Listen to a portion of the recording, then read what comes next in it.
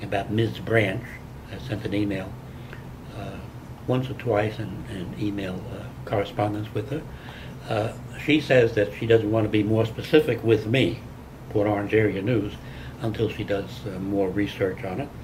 And but she mentioned to me that Mr. Pike had asked for a better security system at the Public Works facility years ago, and it was turned down by the city because it would be too expensive. Does that ring a bell with you? Does not ring a bell with me, but we're always evaluating our security systems, and I've asked the finance department to go back and look at our capital budgets to see if there was a request made. But I do recall is when we did put the Medco system in, and that was probably about 10 or so years ago. And the Medco system requires you to change out all your locks, so that wasn't a cheap deal either. And so now putting in security gates and all the other types of things have been more recent types of items that we have been doing. 04, we actually did some changing of our gates at the water treatment plants and at our wastewater treatment plants as a part of a Homeland Security audit that we did. And then also when we constructed the new police department, we put in the new security systems up there. And we are in the process of changing security systems here in this building, and so that we're very much aware of security systems and trying to update all of our security systems. The systems that we're putting in place, for example, here at City Hall, and also the ones that we have placed out at the new police department, actually will record who is in the building, what time you went into the building, what areas you were authorized to be in the building, and so you're not having to you carry an ID card with you, and it allows us a lot more flexibility and so forth. We've also installed a lot more security cameras in the area over the recent years, and we do have security cameras down at our at a part of our warehouse area, but we don't have it throughout the public works yards. Those are now being installed also throughout the public works yards. But generally speaking, we have increased the amount of security in all of our city facilities, and we've tried to react when our department heads have said, yes, new security systems need to be in place. And I think that, I'm trying to make sure the camera doesn't. We've tried to address security issues on a. I think that bottom book there, Hank. We're going to have to. We got the camera on all the code of the code of ordinances. Ordinances, because I couldn't find the platform for the top of my. Right, and we've tried to address security and security issues. Now, have all of them been addressed? Probably not. And what we're attempting to do is to upgrade all of them as we can. Thank you.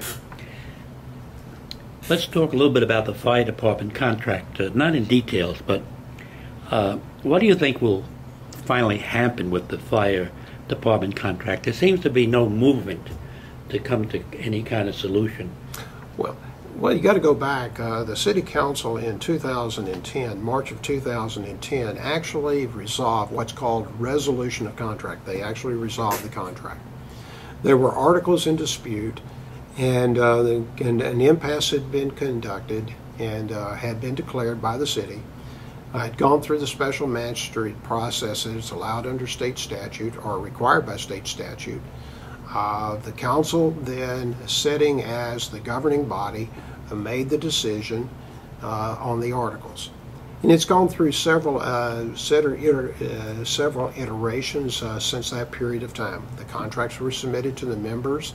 An unfair labor practice was filed by the union. PERC made a ruling on that. The items that they had determined that should not have been included, which were procedural things, weren't substantive things, and those items were changed and they were submitted back to the union for ratification.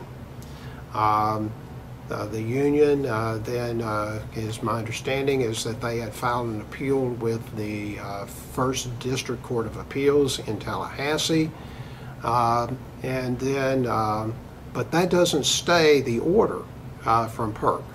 And recently, the city has had to file an unfair labor practice requesting that PERC, the Public Employees Relations Commission, require the union to submit the contract for ratification.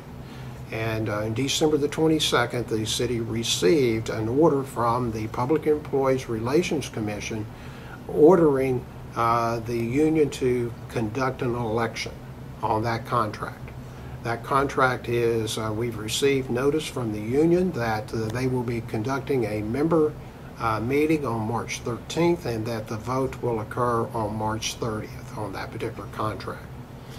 We continue to negotiate with the fire union as it relates to contracts, and we have another meeting scheduled next week with them. Thank you. In regards to the economical crisis that everyone seems to be, even Europe, Greece, and Spain, and Portugal, the city budget is affected by what has already been, I guess I would put it as, promised in pensions, and that is pretty expensive. And the revenue coming from property taxes, of course, has decreased since the mortgage and housing problems in the U.S. Do you think it's possible that the city of Port Orange might go into bankruptcy? Well, our current financial situation does not indicate that.